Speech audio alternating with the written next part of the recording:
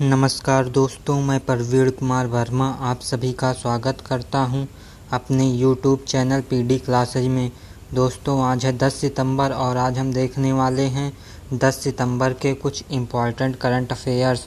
दोस्तों, जो भी इस चैनल पे नए हैं कृपया चैनल को सब्सक्राइब कर लें तथा बेल आइकन को ऑन कर लें, जिससे आपको आने वाले वीडियो की अपडेट मिलती रहे। तो दोस्तों, चलिए शुरू करते हैं। पहला क्वेश्चन है, निम्न में से कौन सी टीम ICC T20 रैंकिंग में पहले पायदान पर पहुंच गई है? तो इसका आंसर है ऑप्शन सी ऑस्ट्रेलिया। ICC द्वारा जारी T20 टीम रैंकिंग में ऑस्ट्रेलिया पहले पायदान पर है। 275 अंकों के साथ उसने पहले स्थान पर कब्जा जमाया है। इंग्लैंड के पास 271 अंक हैं और वह दूसरे स्थान पर है। तीसरे नंबर पर 266 अंकों के साथ भारतीय टीम है। बढ़ते हैं अगले क्वेश्चन की तरफ। दोस्तों, आप सब इस वीडियो को शेयर कीजिएगा अपने फेसबुक और व्हाट्सएप पेज पर, जिससे अधिक से अधिक दोस्त करंट अफेयर्स की इस सीरीज का हिस्सा बन सकें। अगला क्वेश्चन है, नई राष्ट्रीय शिक्षा नीति को लागू करने वाला देश का पहला राज्य निम्न में से कौन सा बन गया है? तो इसका आंसर है ऑप्शन डी हिमाचल प्रदेश। हिमाचल प्रदेश ने राष्ट्रीय शिक्षा नीति 2020 को तत्काल प्रभाव से लागू कर दिया है। इसे सफलतापूर्वक लागू करने के लिए 43 सदस्यों की टास्क फोर्स का गठन किया गया है। शिक्षा मंत्री गोविंद सिंह ठाकुर टास्क फोर्स के अध्यक्ष बनाए गए हैं, जबकि समग्र शिक्षा अभियान के राज्य परियोजना निदेशक को सदस्य सचिव नियुक्त किया गया है। टास्क फोर्स में विभिन्न विभागों के सचिव, विश्वविद्यालयों के कुलपति और स्कूल कॉलेजों के शिक्षकों को बतौर सदस्य शामिल किया गया है।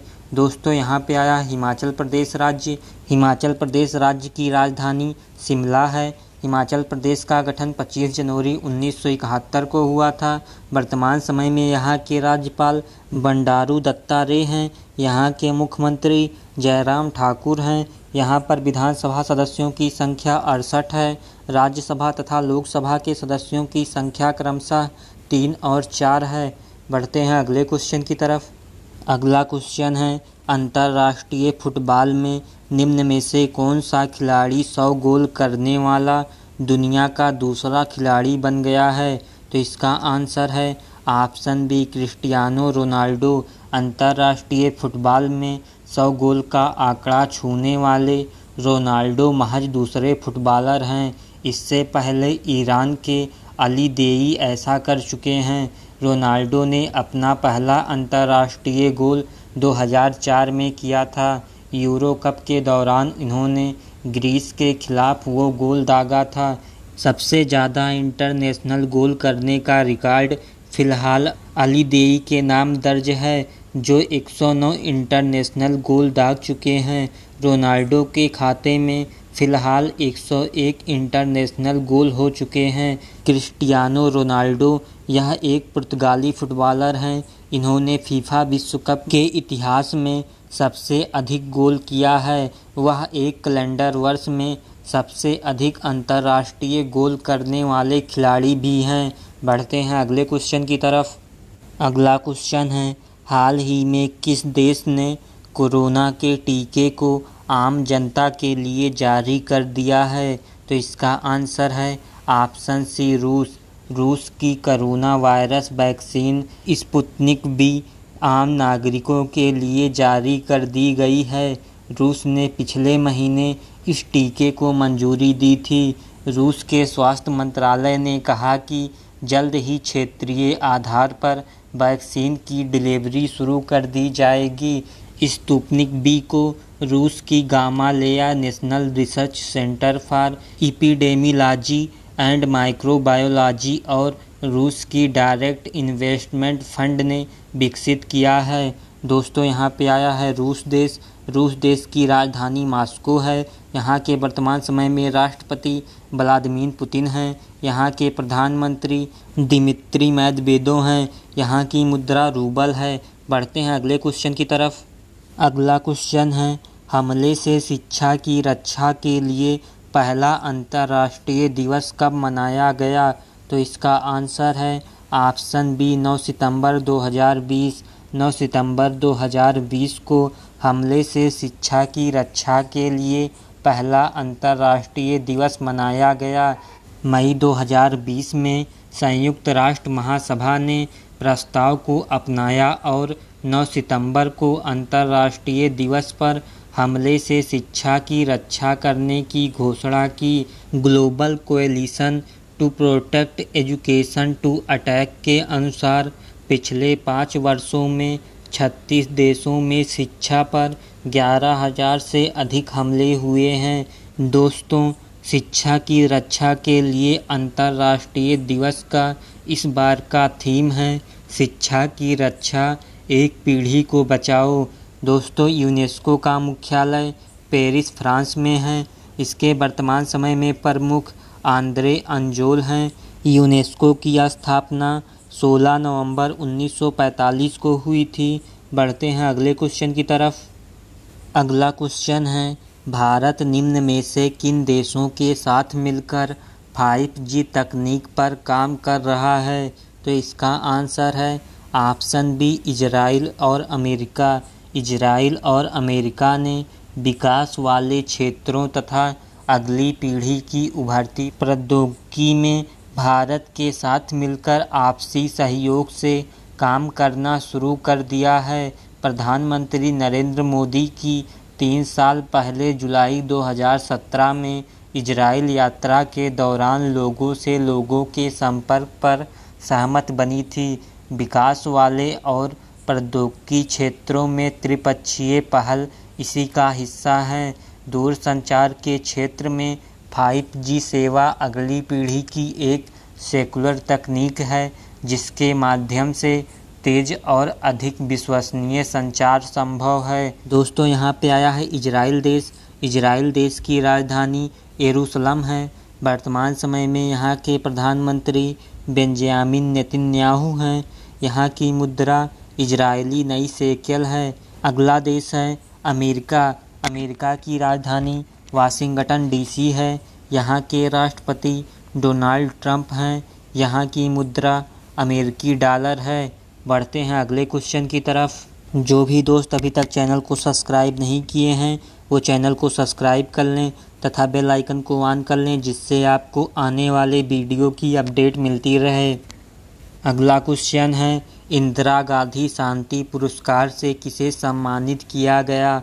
तो इसका आंसर है option D sir David Attenborough. Sir David Attenborough को वर्ष 2019 के लिए प्रतिष्ठित इंदिरा गांधी शांति पुरस्कार से सम्मानित किया गया है। वह अंग्रेजी प्रशासक और इतिहासकार हैं। वह BBC नेचुरल हिस्ट्री यूनिट को लिखने और प्रस्तुत करने के लिए लोकप्रिय हैं।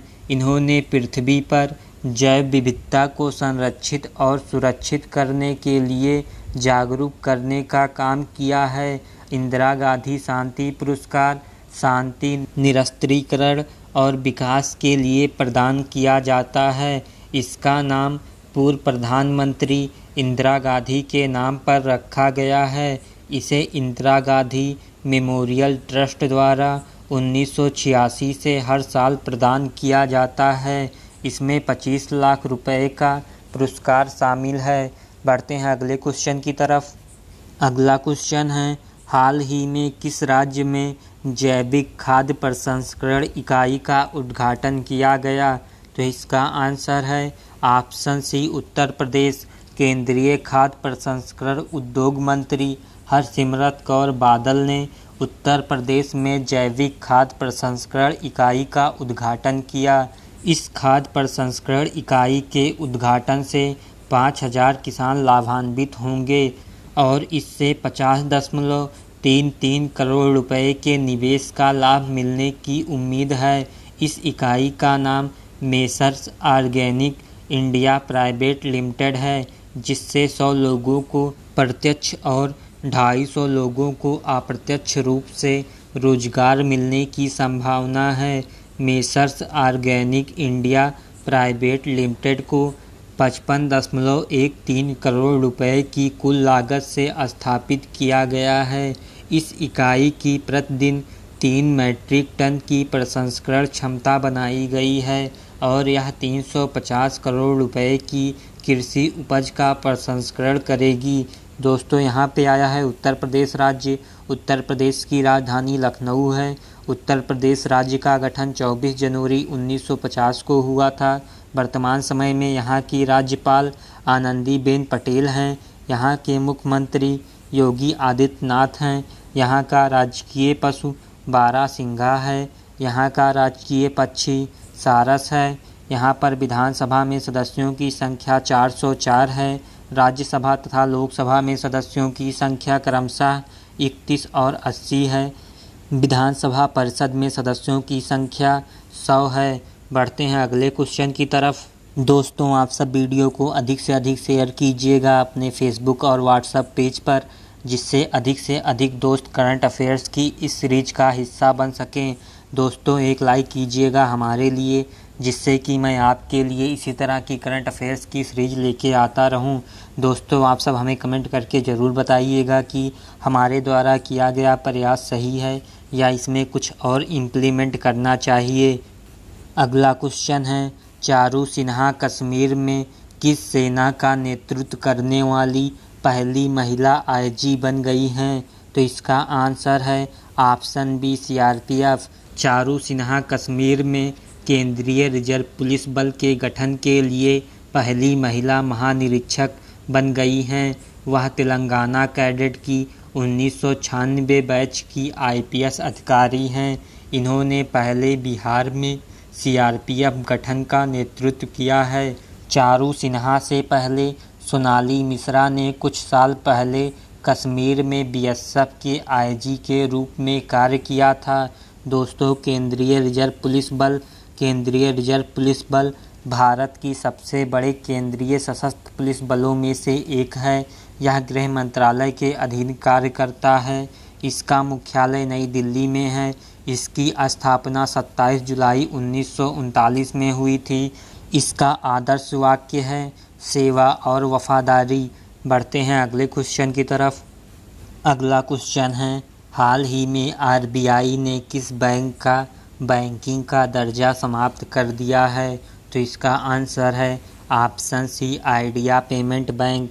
भारतीय रिजर्व बैंक द्वारा बैंकिंग विनिमय अधिनियम 1949 के तहत 28 जुलाई 2020 से Aditya Birla Idea payment bank के बैंकिंग कामकाज पर पाबंदी लगा दी गई है। इसके साथ ही अब Aditya Birla Idea payment bank का बैंकिंग दर्जा समाप्त हो गया है।